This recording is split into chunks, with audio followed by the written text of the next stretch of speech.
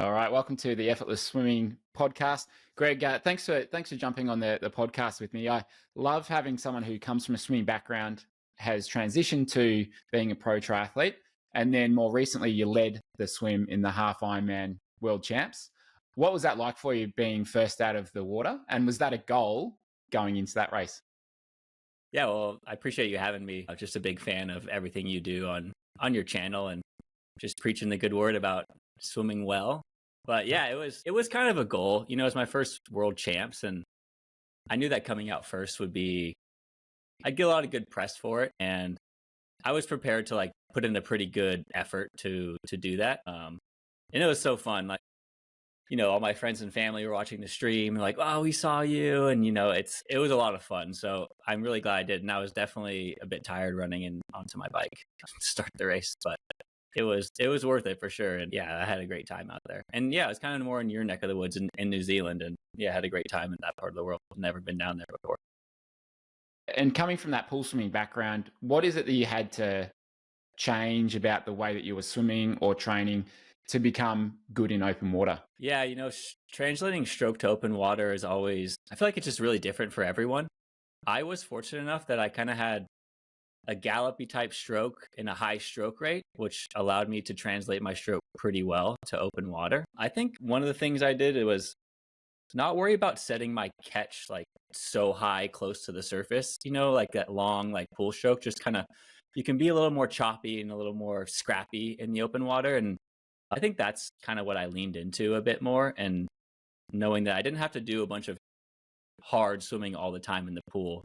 I can do some longer aerobic type swimming, and coming from a swim background, my speed was good, right, compared to triathletes. So I didn't have to focus on it that too much. Mm. Yeah, I find it hard to, it's probably harder to go from being good at open water to then getting back in the pool. That's what I've personally found. Like over the last, I don't know, 10 plus years, I've just been more open water, and I've become quite good at that sort of stroke and style. And whenever I come back to pool racing, it's just like, oh my God, I just feel like a hack. I just don't have that smoothness and length to the stroke. And I think it would take probably several competitions and meets to be able to get back to that point. But I think going from, yeah, maybe from like being okay in the pool to then going open water and getting scrappier again, I feel like that's an easier transition to make, at least personally, is what I've found. Yeah, I definitely would agree. And you don't have to be as efficient in the open water, right? I Mm. mean, there's so many more variables. You got waves, you got chopped, you got current. So, if you look at some of the best triathletes in the world and you put them in a pool, you're like, that's like a front pack swimmer, because it's not really beautiful. It's not that long loping stroke you might see in the Olympics. But when you get in the open water, they can really hold their own. Yeah, absolutely. And like a couple of years back, I did some filming with Josh Amberger, like because I wanted to capture some underwater footage and show his stroke and stuff like that. And we filmed in the pool, and it was like, it doesn't look that pretty. Like it's not a good looking stroke, but it's so effective. It is so effective in the open water. And I think he was maybe second, out of the water, maybe behind you at half Ironman World Champs. And yeah, and like to me, that was like, okay, it's not about how it looks. It's like, is it effective? And is it going to be good for the open water? So it's a requirement almost to be able to get scrappy in your stroke to swim well in the open water, rather than being too precise or too perfect and smooth. Like you've got to let things go a little bit. And I think that is a big learning curve for people who have maybe just built up their stroke in the pool. All right, that's good. We need to build that technique. But then like having to let that go a little bit in the open water can be a bit like, but I've just worked so hard at getting my technique to look good. So how would you recommend someone get more comfortable in being a scrappier open water swimmer? Yeah, a lot of people that I coach and things, I stress doing things in the pool that also get you out of your comfort zone. Being a competent, swimming the other strokes, right? And being able to do some like no breathers, doing some hypoxic work and sculling in different ways. Because in the open water, you never know when you're going to find yourself in a weird position. Maybe you get bumped and you kind of like skull to rebalance yourself. And I think all the little things, I say these things to people where you got to learn how to swim like a swimmer before you can get away training like a triathlete. And it's like, you got to do all these things that swimmers do, like kind of the fundamentals to kind of increase your overall awareness and just comfortable in the water. And I think that's kind of how you become a better open water swimmer too. It's like, why do I need to do flip turns? Like, that's not going to help me in the open water swimming. Well, it's like, well, if you can't hold your breath for a flip turn, you're not going to be a good open water swimmer. Like, you need to get comfortable doing stuff in the pool. And yeah, I really believe in that stuff will help you become a better open water swimmer. Yeah, that I really like the way that you put it, just in terms of like if you are like sculling in different positions and just finding yourself more comfortable in the water and able to adapt to different scenarios. It happens so much in the open water and you don't have time to think about it. It's just like, if there's chop and waves, your hands in, you've got to start the catch pretty quickly, and there might be some current and swell, or there's people around you and the water is aerated from their kick and all this sort of stuff. And it's got to become this intuition that you've got. And you're right, by mixing things up in the pool and throwing yourself in these different situations, that trains you to be able to just find that hold of the water without having to think about it. It makes it subconscious. Yeah, and that's kind of what we're after. It's like, the more you think in the pool, the slower you can end up going sometimes, right? We want to train the things specifically sometimes in the pool, or, going and practicing the open water. So when we get to a race, we can just race, and hopefully our subconscious puts us in the right direction when we have to rebalance or, throw an elbow. No, I'm just kidding. But, the open waters, it's so unpredictable. So I think that keeping you on your toes and training is good.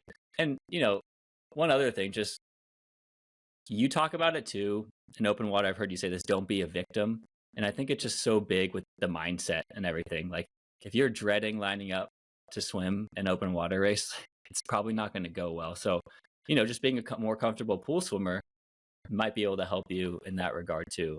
But yeah, the mental part is obviously just huge in that regard.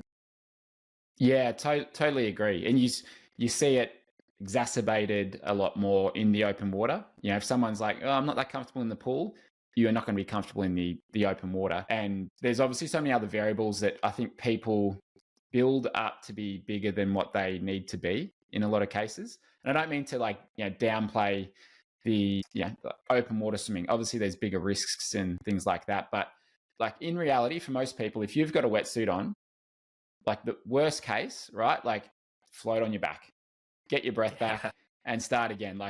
And even if you get swum over, there might be people coming, but you can easily get out of the way. There's really not that many actual dangers out there, but we build it up like there is a lot more. So I think obviously just getting the practice in is very beneficial, but just getting comfortable in the open water. And I think just trying to throw yourself into these situations where you're like, all right, I've been here before, I can deal with it. And, I know what I need to do.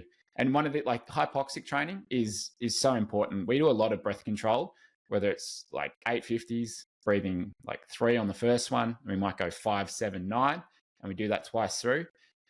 Or even just trying to go 25 meters, no breathing, and doing a few repeats of those, that sort of stuff. If you can keep your calmness about you when you're holding your breath and not able to breathe, I think that can help a lot too.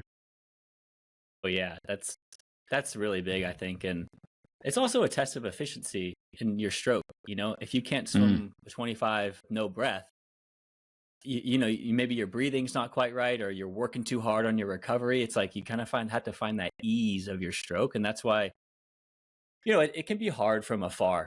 I program some breath control stuff. And sometimes when I'm starting with an athlete, it's so hard. I'm like, just keep trying, because you will find a way to be more efficient. I can't be there on deck with everyone, but I think there's interventions like that.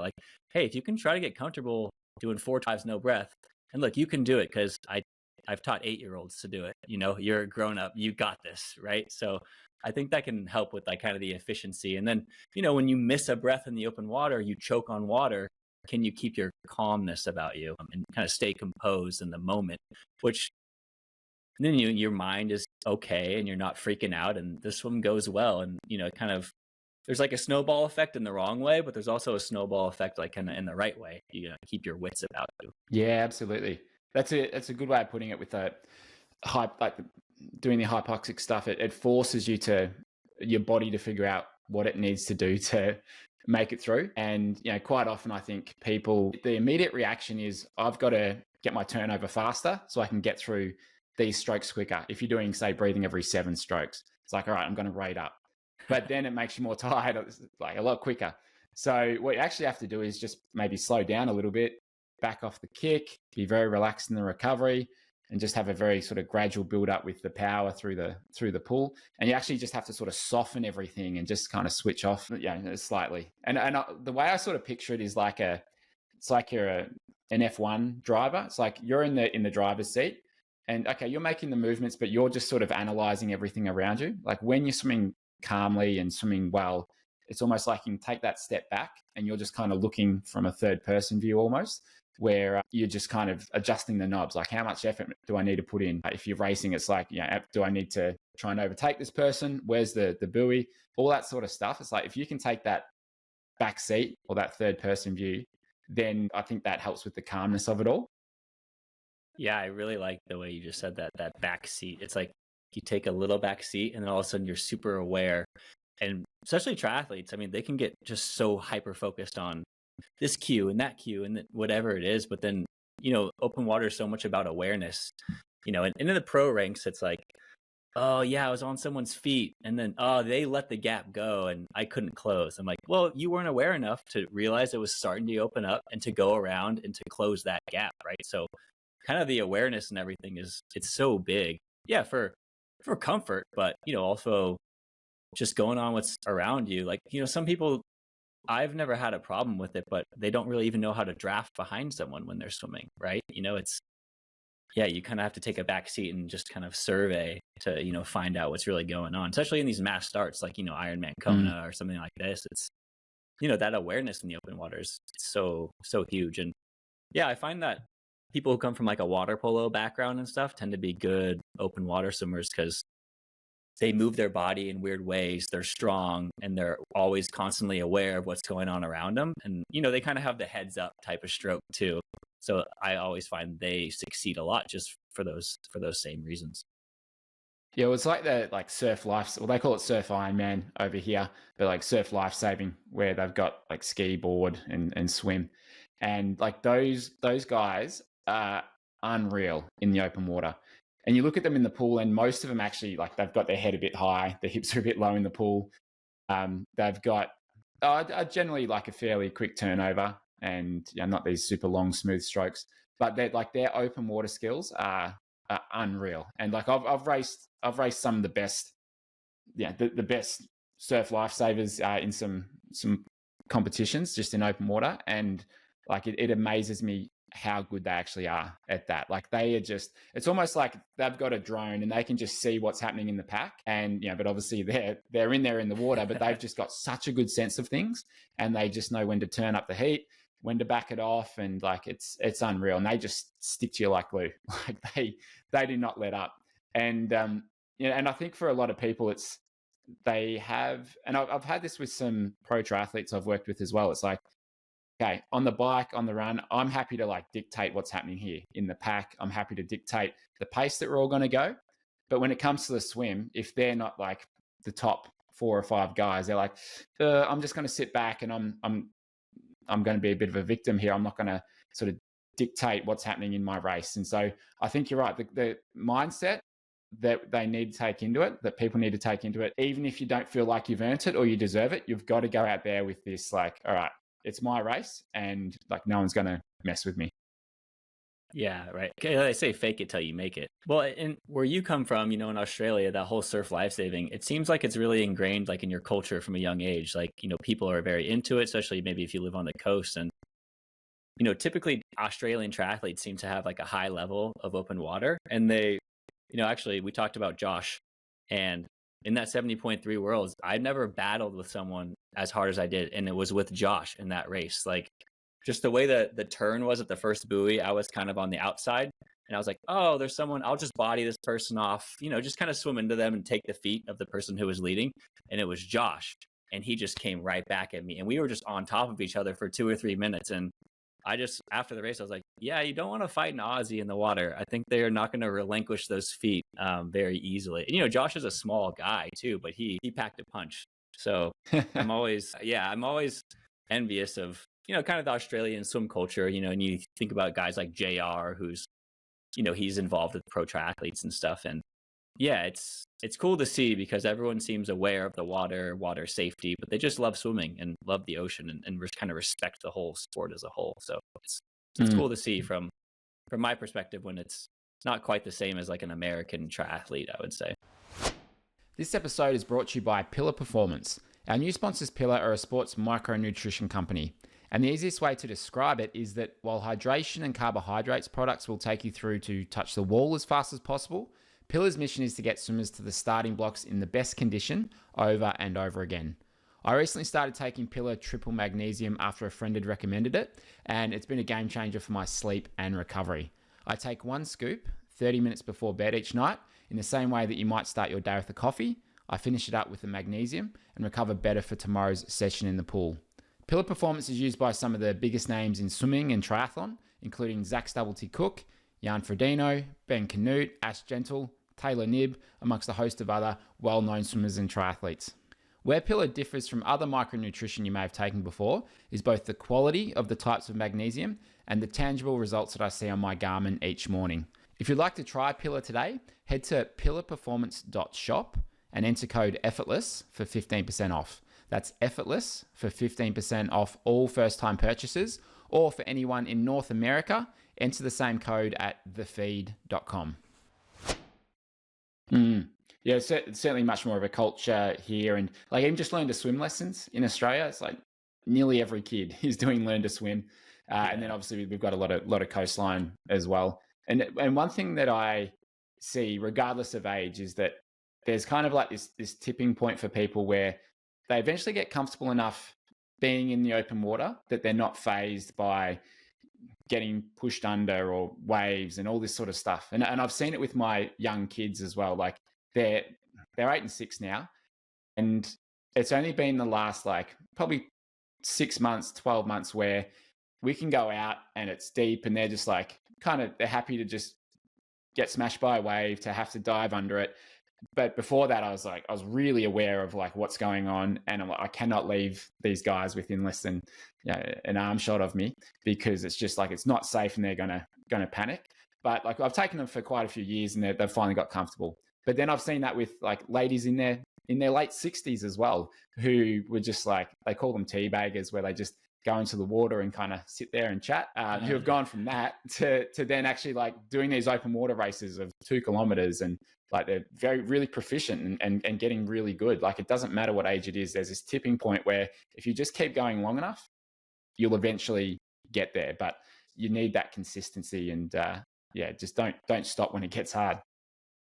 Yeah, and I think that's super big for triathletes too. It's like, especially if you have limited time, right? Or maybe you're in a program that's, you're written by just a regular tri coach, and, they're not really a swim coach, and you're new to triathlon and swimming. And I can see how you get really kind of burnt out or frustrated, and then you never really find the love of the water and swimming. And, that's part of it. You have to love going to the pool, and, most of the time, I mean, we're not going to always love going to the pool, but I think that's so big. And yeah, it can be at any age, like you say. I mean, I was coaching this older gentleman last year, and he was like, "Oh, do you think you could get me faster?" I'm like, "Yeah, 100%. Like, if you're wanting to get faster and you're going to enjoy the process, of course we can make small tweaks to help you get faster, especially if you haven't been a swimmer your whole life." But yeah, I think it's really big. It's really cool to see too. I mean, I'm sure you've helped people who are older like find love of swimming way later in their life, and it's probably like, wow, that's cool, and they're gonna take that to their grave of their love of swimming. Yeah, well, I remember my dad used to race masters competitions. So when I was maybe 10, 11, 12, my dad was racing masters comps, and I remember he came back from nationals one year, and they had, it's like the 800 or the 1500 freestyle, and they had someone who was like 99 years old doing this 1500, and it's like everyone just cheered at the end, like, that's amazing, like, well done on doing that. But it also took like an hour and 20 minutes, and like we don't have that kind of time, especially when like the way they used to run it was like heats. So, like everyone had to stop what they're doing for an hour and 15 or however long it took. It's like it's something you can do forever, which I love. Now, in terms of, I know you write the swim portion of some triathletes programs. What would you say that you go in and do differently than what some other tri coaches might be doing, and why is that beneficial for people with their swimming? Yeah, I would say the main difference I do is kind of shorter intervals than a typical triathlete coach, and also like a speed focus. I just really think that speed is efficiency. You're not going to be good at an Ironman swim if you can't swim fast, right? I mean, you don't have to be a world record 100 freestyler, but we need like a baseline level of speed so we can find efficiency at slower paces. And I'll see a lot of like 4 800s or something. I'm doing an Ironman, I got to do long reps. It's like, I think you can do hundreds with short rest and still get that same aerobic stimulus, and you can just keep your stroke together better, and stay engaged, and maybe you change paces. Just all those little things I think make a big difference. And I think about it like this: there's pro swimmers out there, and their whole existence is trying to keep their stroke together for 2 minutes, or 4 minutes. And then triathletes with no swim background can think they can just go in and do 10-minute reps in the pool and like their stroke's going to be good the whole time. It's like, it's ridiculous. Like you guys aren't pro swimmers, and that's okay. We got to work with what we got. But, I'll do a lot of like just aerobic 50s where I'll, do 30 50s, take 6 to 8 seconds rest. But it's like that quick reset. It's like I can accumulate more time swimming faster, kind of at the same effort. And at the end of the day, I think that's kind of important. Whether if I was going to do I would swim slower relatively, and it's kind of the same aerobic, stimulus or so. So I'm really I want to trick people into accumulating more time going faster, essentially. And also just like a lot of like 25s at, 80 to 90%, kind of like, you might know strides for running. A lot of pro runners do them. It's kind of like efficiency, and you do them on your easy days. I like to do that on the swim easy days too, where hey, let's do 425s at 85 or 90% effort at the end of warm up, just to, like I said earlier, hopefully your body will figure out a way to be a little more efficient just through that speed intervention. And I think it can be powerful from afar, which is always hard. It's always hard to make big changes when you're not with someone on deck, but I think that can be a powerful intervention as well. I really like what you said there about like, let's say like 200 swimmer or even 100 swimmer. Like if anyone's done a max effort 100 from a dive, good luck trying to keep your stroke together for the last 15 meters, and even as an elite swimmer. So that makes a lot of sense. Yeah, it's I do not enjoy like even 200s or 400s from a dive, like all out. It's just, you can't keep your stroke together very well. It takes a lot of work to get to that point. So that makes a lot of sense. Now, in terms of paddle size, one of the things we were talking about before the podcast was bigger is not necessarily better. Can you go into that? Yeah, I think people think that, the bigger the paddle, like the more strength you have, you're going to build. But, for a lot of triathletes, the strength isn't your limiter. It's probably your technique and things like this. And when I put on big paddles, and when I see for people, the stroke rate just really slows down. So if you're in the pool with big paddles doing long, slow stroke rate, and you go to the open water or something in a race, it's like, I want to have a faster stroke rate, and most people should in the open water. There's always exceptions, but I figure and I always tell people, I swam with Nathan Adrian in college, and he's an Olympic gold medalist 100 freestyler, and like his fingers would go a little over the edge of his paddles. Like, this is the best 100-meter freestyler in the world. Like, his hand was actually a little bit bigger than his paddle, because he wanted to set a really high catch, and he wanted to keep his stroke rate together. And I think with the bigger paddle, it's like most people don't have the strength to really sustain a really effective high catch or a great stroke rate, or, and obviously the risk of injury can go up a little bit too. But yeah, I think the stroke rate and kind of like where you can set an effective catch that's sustainable, kind of, yeah, you can get into trouble there, I think, depending on, who you are and where you come from. Yeah, definitely. I agree. Like we've got our effortless swimming paddles, which is like, it's a fairly sort of standard template, but we've got small, medium, large. I wear the medium ones, which are slightly bigger than just probably slightly bigger than my hand. And like, if I go, I don't wear the large ones because it's just too much load, and I just don't need that. And And I think for most people, like it's going to be the small or medium size, especially for like probably most females, it's probably going to be small. Just generally, they're a little bit smaller. For males, like maybe small to medium. But those large ones, I think just there's no point trying to train those bad habits as well under load. Like it's just, I see a lot of people who come to our clinics who have shoulder issues. Sometimes it's from how they're sitting at their desk during the day or how they're using their mouse and keyboard. But 9 times out of 10, it's something super obvious in their stroke that they're doing, that when we show them the video, it's like that position, like this really awkward position, you're doing that 2,000 times every morning. It's like, are you surprised that your shoulder hurts? It's like, yeah, it's pretty clear when you see some of the things that you might be doing on video. Yeah, 100%. And it's like, if you have a massive paddle, it's just going to exacerbate that. Like, oh, you're pulling super wide and you're like, oh, my shoulder's always sore here. Oh, I also wear these massive paddles. It's like, yeah, the 2 and 2 usually would go together. And yeah, in triathlete and just in general, I'm just such a massive fan of just stroke rate. I think when you look at all the best triathletes in terms of, Lucy Charles Barkley and people like that, I mean, she's got the fastest stroke rate in triathlon, essentially. She's also like the fastest female swimmer in the history of triathlon. So those things tend to go hand in hand, I think. And I think especially in the rougher conditions too. So I think, paddle, everything, it all plays a small role, right? People think things aren't related, but, thinking about things critically in the pool and like if you don't know why you're putting on your gear, you should have a purpose. Don't just, oh, I'm going to put on my massive paddles to swim aerobic to get to 5K today. Well, you probably should have a purpose to what you're doing. And I don't know if the big paddles, I can quite find a purpose for anyone really, unless maybe you're a professional 50 free. It's funny you say it. Like, what's the purpose of it? I was talking to a friend of mine, Ben, who's a coach, and he said he went on a national event camp, and it was his first one. So he's there with a breaststroker who was one of his swimmers. And then he's got like the best coaches in the country there. And it was his turn to write a set for all the swimmers to do. And so he wrote the set up and he's like really nervous and going, trying to make it the best possible set he could. And then he had Lee Nugent, who's like the national team coach, and someone else come over. And they're like, all right, why'd you put that there? And this is like the warm up. It's like, all right, why'd you put 450s of like kick there? And he's like, coming up with a reason. And then, all right, what about this? What about this? And they just question him on everything, not because it was a bad workout or set, but like they want him to think about what's the actual purpose of this. And if there's no real reason behind it, then why are we doing it?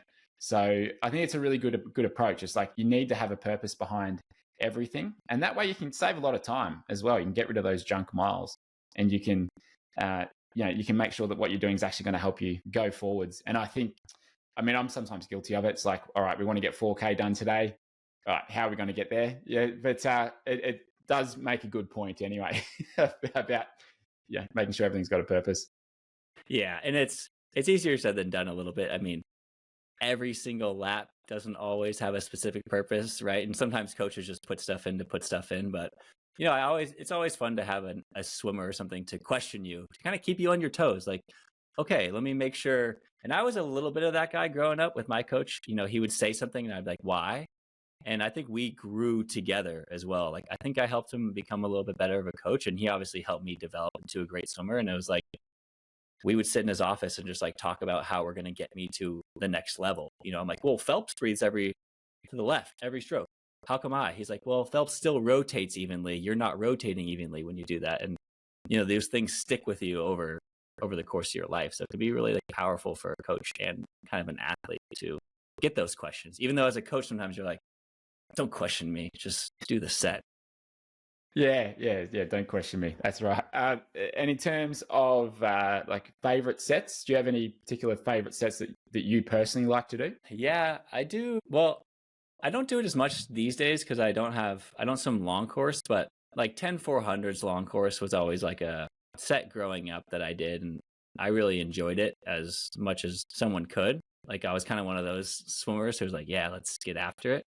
These days, I really, like I said, I like doing shorter aerobic sets on short rests. And I think it's just like, it makes the time go by quickly. And I was thinking about what the hardest set was, because I know you've asked some of your guests that before. And it was with this this woman, and she said she's a really great swimmer. I think she's Australian. She said like, oh, 10 100s on the 2 minute as like the hardest set you could possibly do, best ever. And I was thinking that exact same set. So I don't do too much of that these days, but a 5 100s on the 5 minute.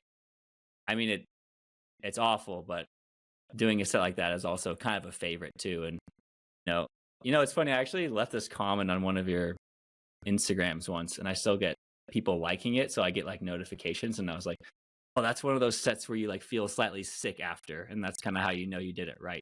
So I think the 5 100s on the 5 minute is kind of one of those, and that's a fun set for me. But yeah, you don't feel super good when it's over, but maybe 30 minutes down the road, you feel a little bit better. It's so painful. It reminds me of do you ever see the Auburn spew set or whatever they call it? Like the one that Brett Hawke used to do? Yeah. It was basically like, hundreds until you do 100 max effort, and then you scull a Gatorade or Powerade, and you keep going until you spew. It's almost like the beer mile, but similar thing, but like, again, like, I don't know what's the purpose of it. You don't need the Gatorade at the end of each 100. But it's always fun when you see like big coaches like that just do fun stuff sometimes. I mean, it's fun in a sense, and that's kind of the beauty of swimming. Like, I think good coaches keep their athletes engaged in different ways. I saw the ASU coach was posting something the other day, and they're jumping up in the middle of the pool, doing streamlines and then sprinting. It's like, these are some of the best swimmers in the world, and they're still doing weird stuff. And I think that's why, they're successful as well. Yeah, that's right. And it keeps it interesting. Like, it just mixes things up. And look, the distance isn't going to look great on your watch, or like you might be missing 800 meters from your workout because you've been doing some funky stuff in the middle of the pool. But I think like it's that stuff that can really help you learn and help your body discover what it needs to do to get efficient or get fast and all that sort of stuff. And like one that I really like, we throw it in occasionally for our Wednesday sprint sessions, is we do vertical kick, but you actually have to move forwards. So it's hands out, kicking vertically, but you just lean forwards. And I got this one from Andrew Schaaf where like it's very hard, but you're working the up kick. So if you don't have a very good up kick, then you're not going to move forwards. So I found that to be hard, but like just an effective way to develop your kick. And then I just call it like bucket scull, but like you're on your back, head sort of up, and you're just sculling next to you, and you're going feet first. It's like feet first scull. Again, really hard, and your forearms feel it after 25 meters. So like that stuff is very slow, but it just mixes it up, and you still get a lot out of it. So things like that can be. Yeah, and we talked about sculling earlier. I think that's like can be pretty powerful, and there's so many different ways to do it too. Like there's tens of different ways to scull, and putting your body in a weird position, then finding out how to move it. It's it's all part of the. I feel like swimming is a bunch of boxes, and you got to check as many boxes as you can, try new stuff. Some of it, it's not going to click with you, and some of it will, and it's so different for everyone. So I think like trying all those things can be just really, really important. I always use the example like, okay, if you're trying to teach 10 kids one thing, you're going to have to say it 5 different ways for it to connect with each, to get it to connect to each one of them, right? Because it's not going to connect with some of them one way and it will with others. And I think that's how you, really improve as a swimmer. And I think this is what's missing in triathlon a bit. There's no exploration and not enough curiosity on why people are fast. Like, what? Oh, I can't swim backstroke. I'm like, well, go on the internet and try to find out a general theme and, practice kicking on your back. You can do it. It's not so hard, Yeah, that's right. And I think if you get better at backstroke and breaststroke and maybe you fly, like there's a lot of similarities there. The catch is the same. You've still got to rotate in backstroke. It just gets the shoulders moving in another way, and it helps you. You've got to figure out what's moving you forwards there. So, it's really worth doing. And last week I went on holidays with my family, and we spent heaps of time in the beach and heaps of time in the pool that was at the resort. And so I was in there with the kids, and we were in there for a couple hours a day. And we're just playing a game like keeping off like these sinky toys, and it's like we try and steal it from each other. And like they're doing all this stuff underwater, kind of like a fish, like just darting around and like just seeing what they can do to get away or to get me. And like that sort of discovery and that sort of play like you don't need to be stealing sinkies from each other in triathlon training, but like something like that that's fun, and you're not thinking about, all right, got to get my like hand entry right and my catch. Just like just a little bit of that discovery stuff goes a very long way. Yeah. And I just such a big believer in like how resilient our bodies are. You might pick up something and you didn't even know you did, and you might swim more efficient just because you tried something new, and you never know what you can learn just by doing. Yeah, we play sharks and minnows. You might call it something different in Australia, where someone's and they try to get you before you get to the other side, and you're squirming, you're darting and changing direction underwater. And I think those things, yeah, it really can make a difference. It's not always more yards, and obviously swimming a lot is important, but these little things too are, and yeah, very fun and engaging. And I like to write workouts that you might have to double check a few times when you're going through it, because I don't want it to be, hey, you're doing 2200s today, it's Wednesday. I want a little more intention with it, and so keep people engaged. Trick them into swimming 4K, not have them dread the whole 4K as they're doing it. Yeah, exactly right. And in terms of what's maybe a belief that you've changed over the last couple of years as you've gotten to maybe just developed and progressed as a triathlete, having more experience in triathlon, like what's something that you've had to change your belief on that comes to mind? Yeah, I think for myself, it's I don't have to do as much like hard threshold swimming as I thought I did. I'd be like, oh, 2 or 3 times a week I gotta get in 1500 to 2000 of like really hard swimming. I've done so much of it that I can swim a lot of just kind of aerobic volume, maybe a teeny bit of speed, and I'm pretty much set. And I don't think it'd be the same with everyone else, but I realize the more I've gotten older, the less quality I have to do to, yeah, kind of stay where I am. But you can't also neglect the little things as well. But that's something that's kind of changed for me. And one thing I will say I've changed for athletes I coach, I always would just say like swim more, swim more, swim more. And I think that's important. You need to swim a lot. But I also think that, yeah, just I lean a little bit more into the speed versus like, not versus volume, because, you need volume to support speed work. But I think that getting fast is like, I just think it's so powerful if you want to be efficient. My 100 free time compared to all the pro triathletes is super, super good. That means I'm also a really good 2K swimmer. And I think those really go hand in hand with, how fast someone is in 100 versus their Ironman time. I think the correlation would be pretty much direct. And a lot of people. Now, you can talk about types of athletes, like, oh, he's a sprinter or something, but we're kind of just talking about all aerobic athletes because it's triathletes in general. So, I can't sprint a 4,800 meter freestyle, but I can sprint a 55, which is good for triathletes, but it's slow in terms of swimming. I think you need to like get that speed up just for everyone. And most people, triathletes, have never really done, and it doesn't have to be massive amounts of it, but I think making sure you're fast and swimming a good amount is something that I've kind of changed a bit. I did see that was a bit of a controversial take when you posted that on your Instagram about the fast 100 times help with faster, longer distance times. And I think, yeah, like there's obviously nuance to it. It's like, yeah, you've got people who are sprinters who can produce a lot of lactate. They can go very fast. And that is certainly not me. I cannot sprint, but over long course, longer distance, it's fine.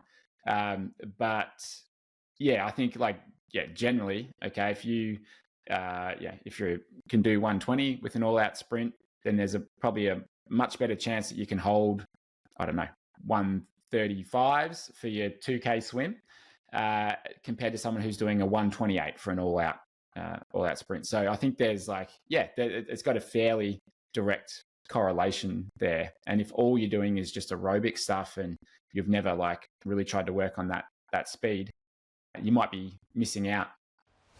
At Effortless Swimming, our mission is simple: make swimming more enjoyable. Whether you're training for your next race, swimming for fitness, or just love being in the water, we're here to help you swim faster, smoother, and with more confidence. And one thing that can make or break a swim is your goggles. If you've ever struggled with foggy lenses mid-session, you know how frustrating it can be. That's why we created the Effortless Swimming Hydro Clear Anti-Fog Goggles for long-lasting, crystal clear vision. I've been using them myself, and the difference is night and day. And I'm not the only one. Deborah swam 36 kilometers down the Derwent River, and the entire time her vision stayed crystal clear. No fog, no frustration, just an uninterrupted swim. So what makes the HydroClear goggles different? It's all in the technology. Unlike ordinary anti-fog coatings that wear off over time, HydroClear super hydrophilic technology is built into the lens material itself. Here's how it works. Instead of fog forming as tiny droplets, water spreads evenly across the lens, creating a thin film that prevents fog from even starting. And the result? Consistently clear vision, swim after swim. And the durability? Our lenses are CNAS certified. Tests show that even after 2,000 rubs with a wet cloth under a 200 gram load, the lens stays fog free. No gimmicks, just serious performance that lasts. Using them is simple. Just wet the lenses before putting them on and you're set for a fog-free swim. Ready to see the difference yourself? Get 15% off your first pair of HydroClear anti-fog goggles with the code PODCAST at shop.effortlessswimming.com. That's 15% off your first pair of goggles with the code PODCAST at shop.effortlessswimming.com. We also have a 30-day money-back guarantee, so if you're not happy with the goggles for any reason, you can simply return them for a refund.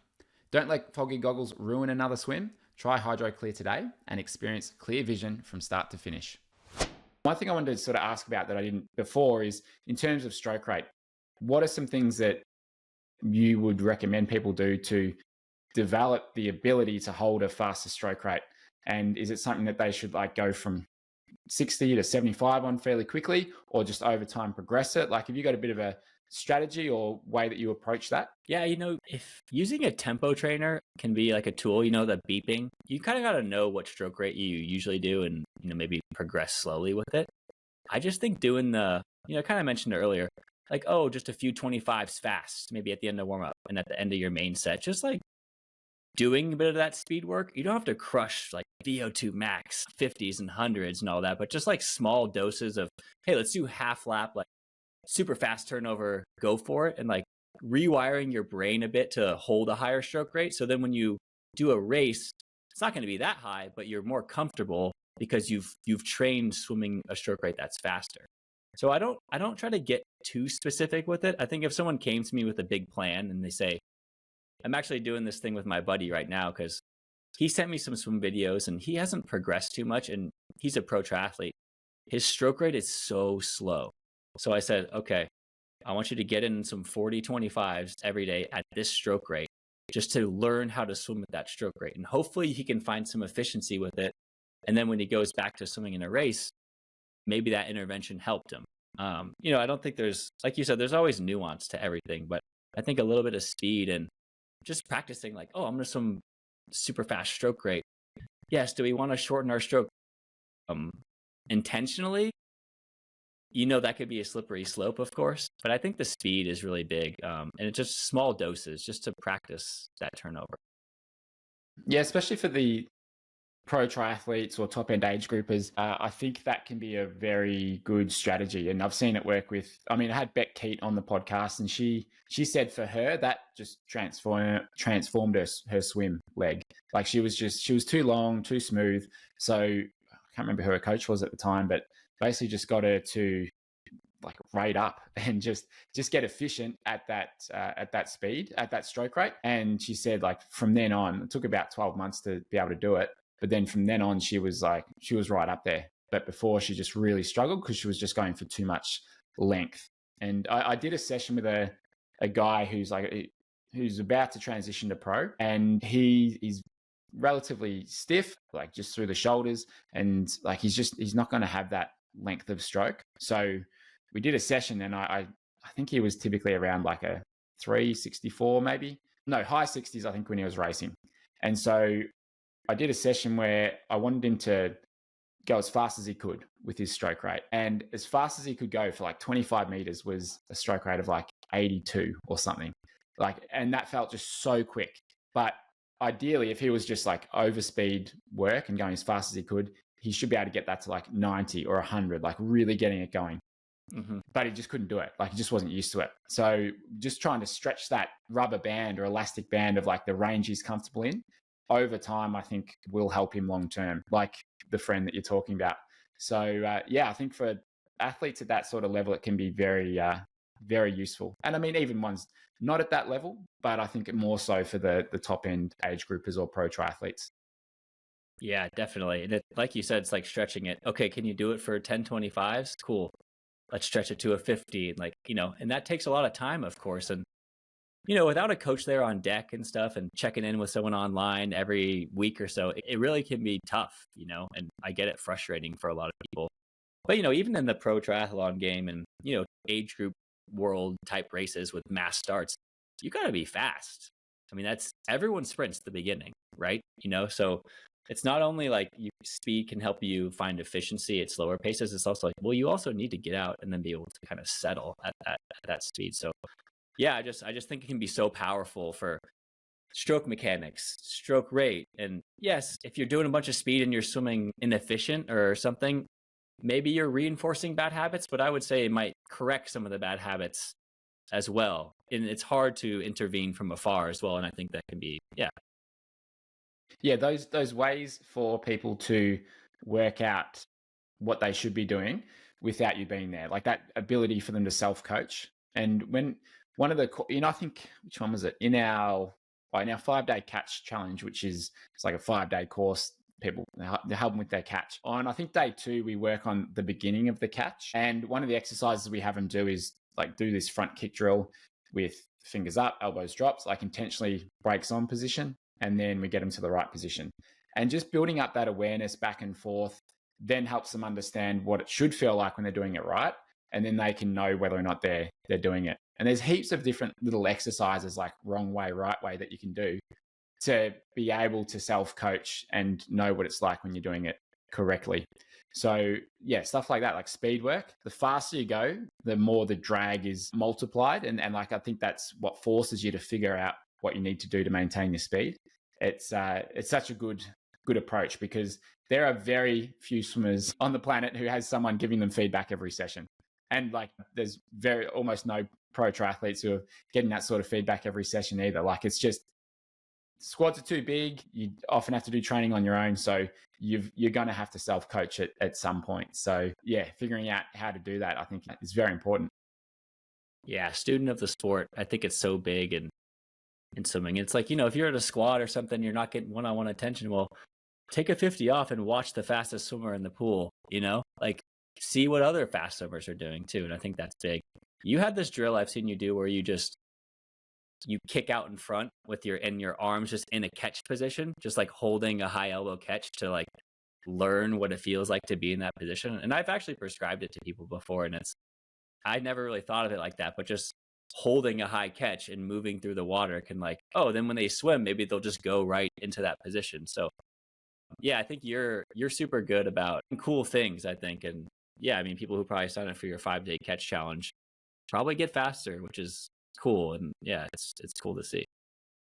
Well, that one of the drills there, we do one called YMCA, which is like you kick at the start of the catch, kick in the high elbow position, kick in what we call the power diamond, like just hands under shoulders, and then kick at the exit.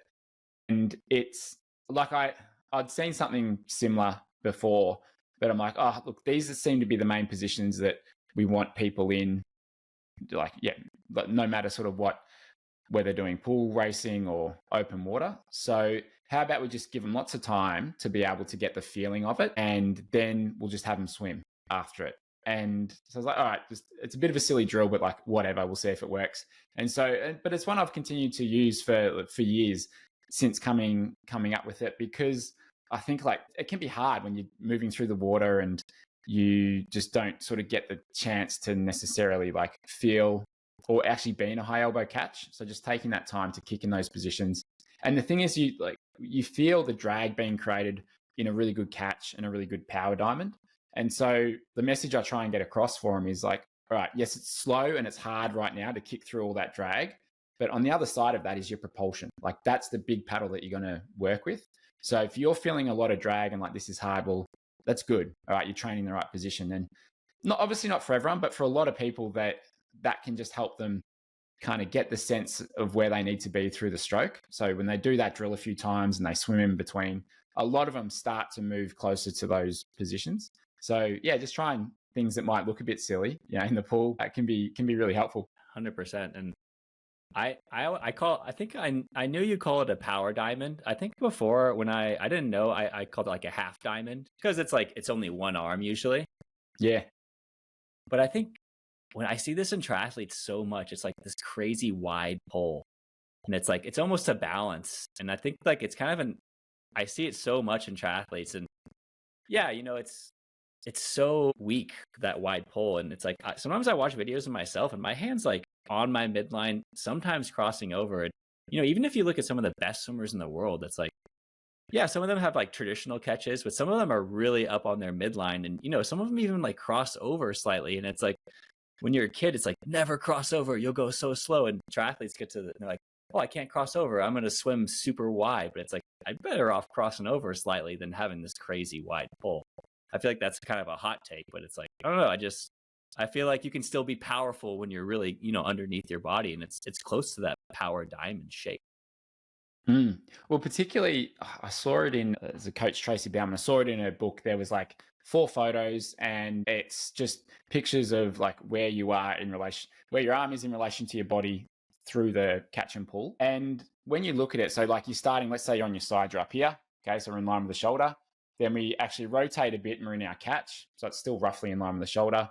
We are almost sort of flat once we get to the diamond here. And again, it's like maybe slightly wider than the shoulder. But then as you come through, and this was like this point kind of clicked for me, is, well, you're actually like coming into the midline because you're rotating onto the other side.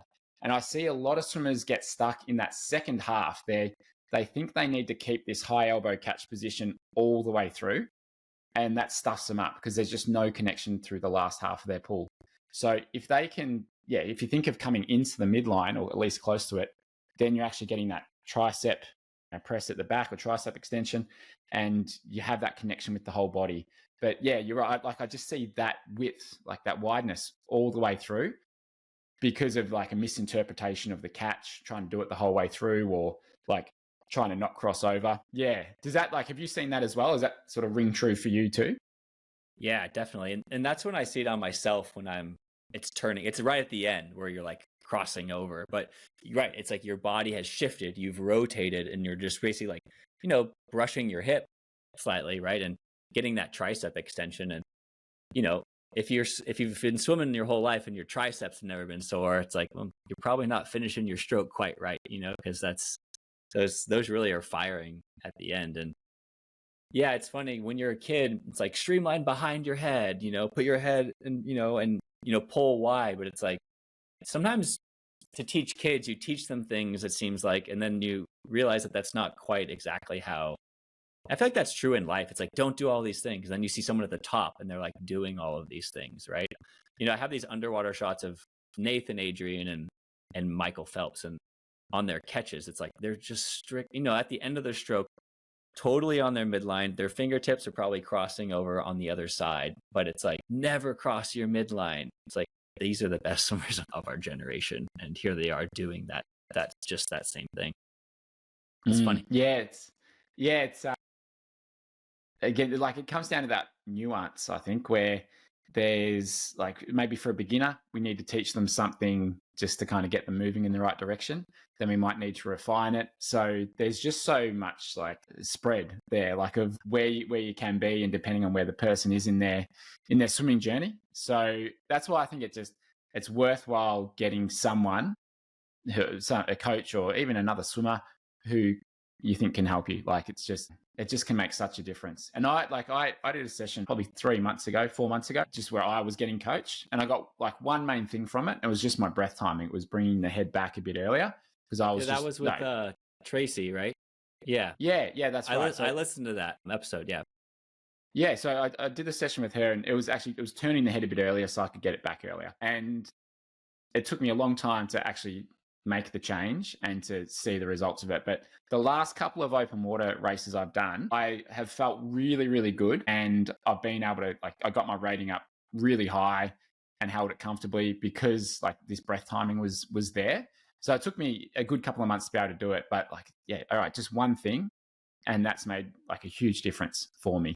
So yeah, I think like most people, if they were to just focus on one thing for 6 months, they would likely see a big improvement as well. Even if it's something as simple as breath timing, like, yeah, I can swim 112s for like a half Ironman swim, and that, like, I feel like that could give me like a second or maybe 2 seconds if I were to ever race half Ironman again, which I won't. I feel like I'm past it. I can't write. I'm too slow, but like, yeah, it can make a big difference. Just that one thing. Yeah, I think that's the way to go. And I mean, that's what the podcasts are all about, is trying to help people improve their swimming. And because we cover so much, sometimes it can be a bit overwhelming. So just trying to always come back to that simplicity. And what about for you? Is there something in your stroke that you've been working on recently, or anything that sort of stood out to you? Yeah, I mean, something I'm always working on is making sure I rotate fully to my right side.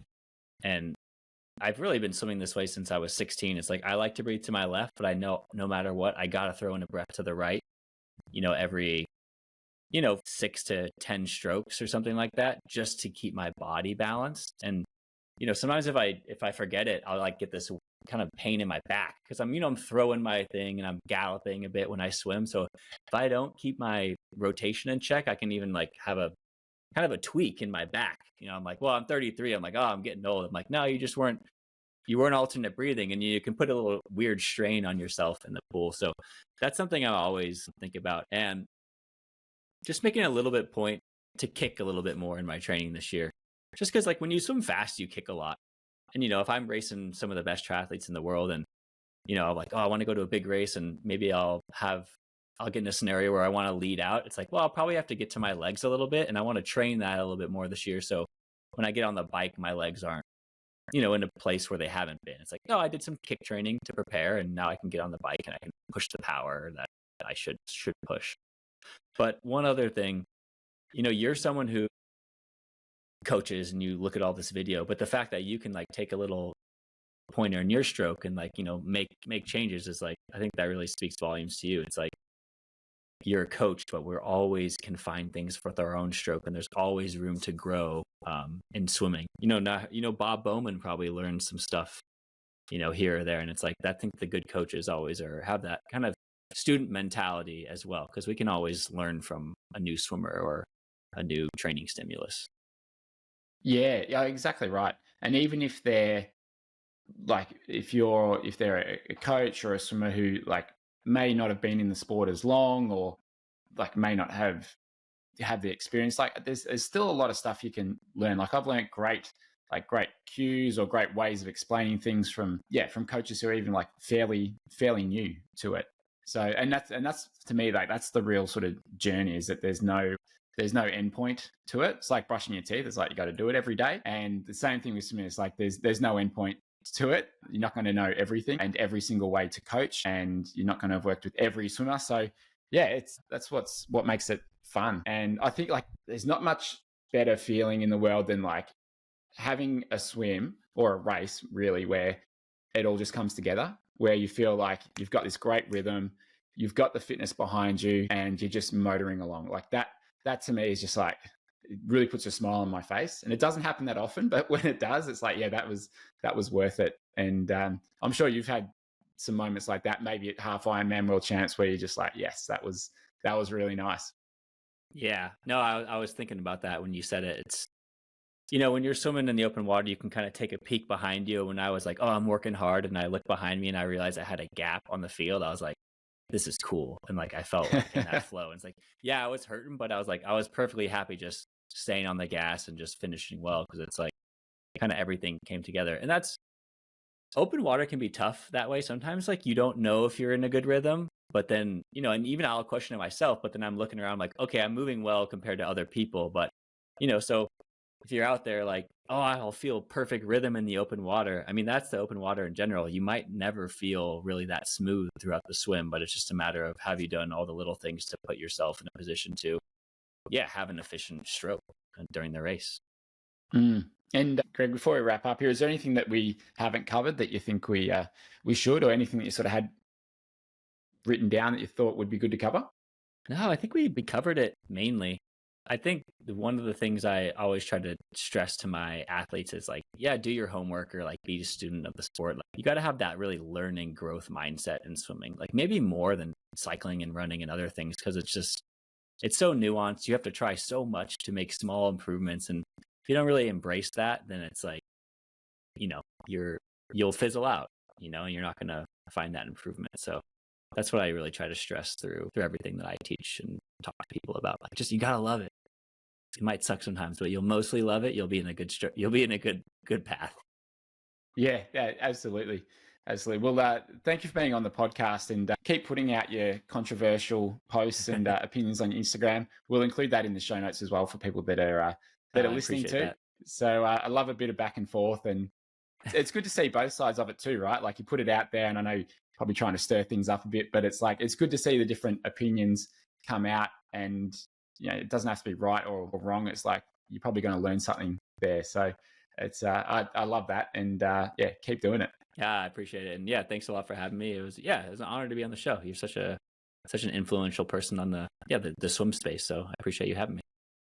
Thank you. And for anyone who wants to get in touch with you, what's the best way to do it? Yeah, I guess maybe through Instagram, or my handle is G Harp and then ZORZ. It's G Harp Zors. Just an old friend or trick of it's an old inside joke with a friend. But yeah, Greg Harper. You can probably search me on Instagram and you'll find me. And yeah, hopefully I'll have I'm kind of working on this website where I'm gonna be putting out some like kind of training plans and things like that. So hopefully I'll get that in the works, and yeah, hopefully people will respond to it well.